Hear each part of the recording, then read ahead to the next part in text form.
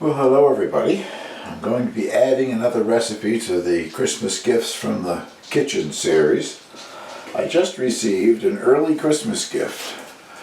I don't suppose you can read that from that distance, but I'll show you a close-up of it later on. Gigi Morgan, one of my subscribers from New Hampshire, was shopping in a thrift store or somewhere and found this vintage book. It dates from 1966. It's called The Highlands Cookbook, Recipes from Scotland. And she thought of me and very kindly sent it to me. I appreciate that very much, Gigi. I was blown away when I looked at the postage that you paid, though. Almost $21 to mail that little book to me from New Hampshire. Not that that isn't something that we're not quite familiar with here in Canada. Canada Post is a giant rip-off agency as well. Cost a fortune to mail a small package anywhere. There are many things in this that I want to try, but right now I got thinking about more Christmas candies and whatever, and there's at least a couple, maybe more, that I will do in the next week or two. First one I'm going to do is called Almond Toffee. Sounds very good, and I can already, it smells very good. I've got almond extract out there already. I'll go through the ingredients, and then after I put them in the stock pot here to start cooking them, I'll show you a close-up of the book. But there's a cup and a half of sugar, 2 tablespoons of butter. I'm using butter with salt in it because there wasn't any salt in the recipe anywhere. 3/4 of a cup of milk, 2 tablespoons of corn syrup, 1/3 of a cup of ground almonds. I didn't have ground almonds, I had those flaked almonds. I put them in the food processor, now I've got ground almonds. A teaspoon of almond extract, and that's a lot of almond extract. I suppose a lot of it in the heat maybe evaporates away or whatever, but almond extract is a very strong flavor. I like it, I like the flavor of almonds. And a 1/2 teaspoon of cream of tartar. You mix the almond extract and the cream of tartar together before they go in the pot, and that's why I have selected to use a larger pot. Not quite sure what happens when you add that. I know when I've made other toffees in the past, what is usually added is baking soda, and baking soda causes it to foam up and, well, not overflow, but goes closer to filling the pot, so I thought I would go with a larger one. So, without further ado, all of the ingredients up till you get to the almonds are added. Sugar, butter, 3/4 of a cup of milk, and the 2 tablespoons of corn syrup.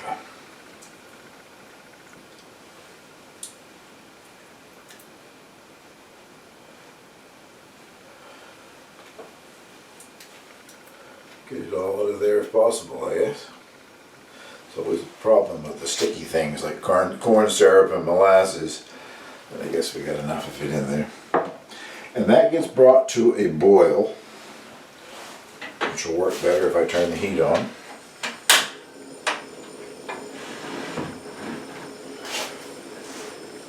And then you bring it up to, you continue boiling it until you reach what they call the hard ball stage, or 260 degrees Fahrenheit if you have a candy thermometer. I have a candy thermometer, but the last couple of times I've used it, doesn't seem to be very accurate.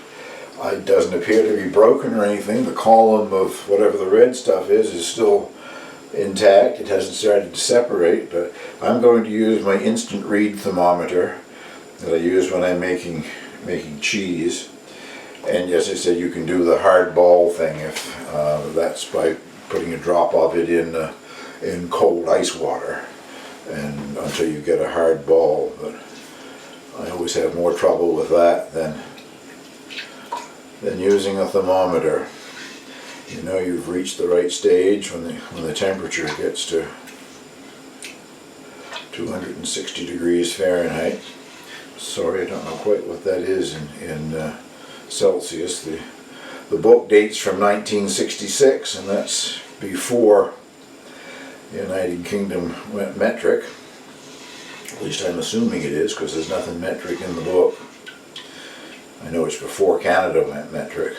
That's the only thing that's got me a bit concerned. It does call for 3/4 of a cup of milk, and they may be talking imperial measure, which would be larger than our 3/4 of a cup, because all of our cup measures now are American. We used to also use the imperial measure, but it's been so many years you can't buy anything here that's still in imperial measure. Well, I'll bring you over, give you a closer look at the book and what's happening inside of the saucepan here. Nothing much happening. The butter is melting and it's just starting to come to a boil, so I will now continue stirring it until it reaches 260 degrees. But that's the book that we're talking about here. I really like it. There's a lot of recipes in there, bread recipes in particular, along with these dessert things that I will give a try. So I'll bring you back once this has reached, or close to, it's 260 degrees. Trying to stir and show you this at the same time. You need an 8-inch square pan, at least that's what they've called for, and they said to butter it.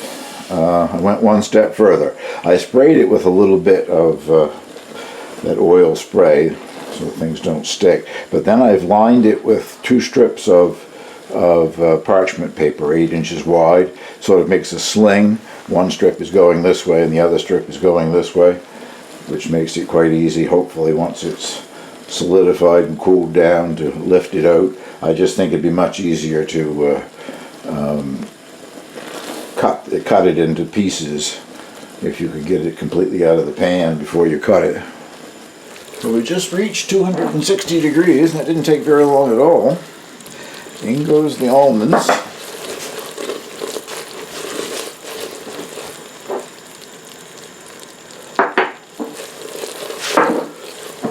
And the cream of tartar I am dissolving, as it said to do, in the almond extract.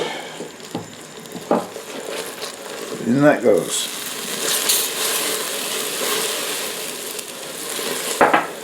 And now we shut the heat off.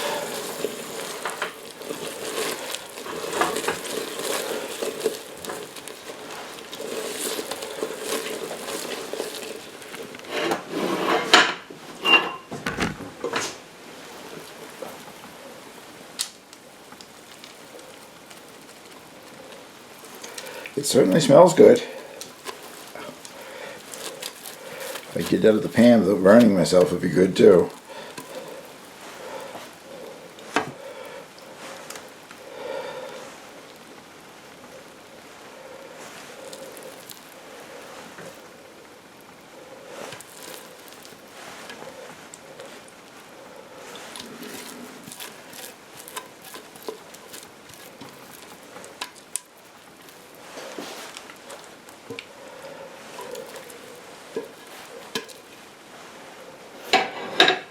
That's pretty close to all I'm going to get out of there.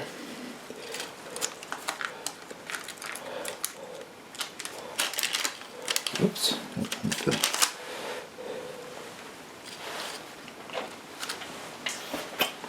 I'll bring you back once it's cooled. It has cooled, and it did lift out very easily.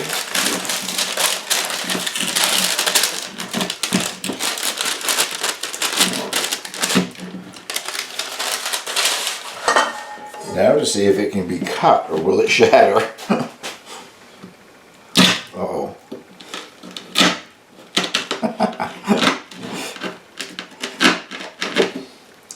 You don't know about the cutting of it.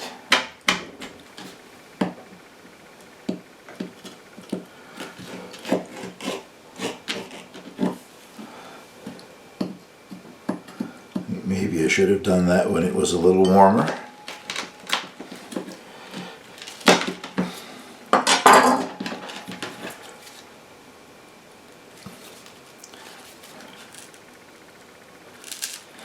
It's still pliable, it's still bendy. Let's see.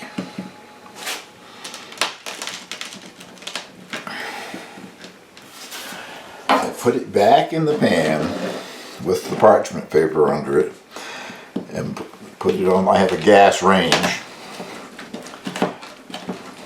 just sort of waved it over the gas range until it softened up a bit.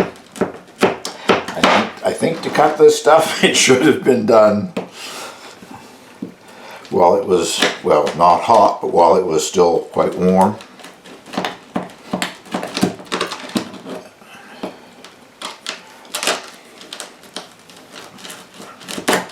And I think we've solved the problem. I've been tasting the little pieces of it. It's good.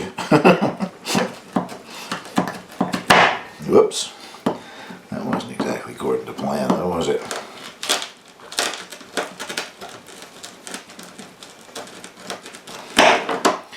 There. Now, let's see if I can cut these into smaller pieces. It shouldn't be quite so bad, I guess. It is solid stuff.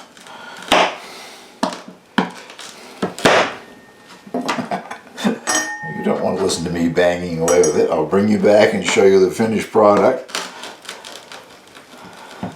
and try a piece of it.